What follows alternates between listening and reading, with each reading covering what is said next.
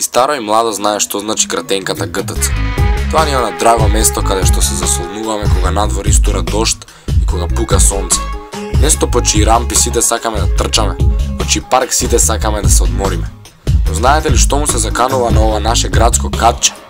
Барокна фасада. Да, добро слушнавте. Сакаат нашиот ГТЦ да го забарикадираат со барок, како што направија со повеќето згради во Скопје. Сакаат да му постават столбови, капители, некои си златни орнаменти. Што ќе се постигне со ова? Сјајот на овој убав јавен простор ќе исчезне кога тој ќе се претвори во уште еден досаден и затворен шопинг центар.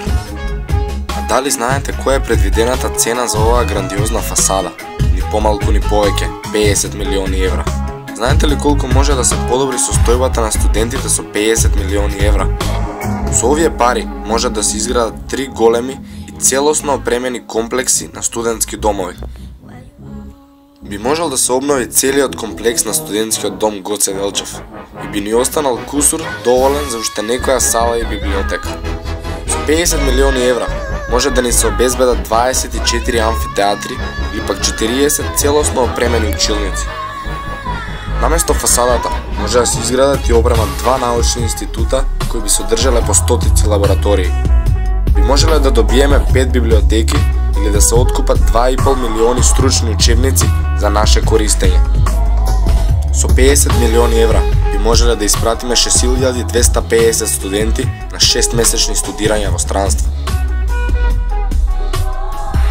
Но да се навратиме на круцијалните потреби на студентите. Трошоците на студентите осакатуваат цели семејства.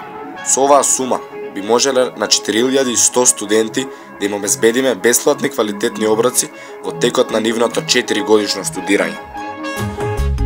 Но да не го заборавиме значењето на овој референдум.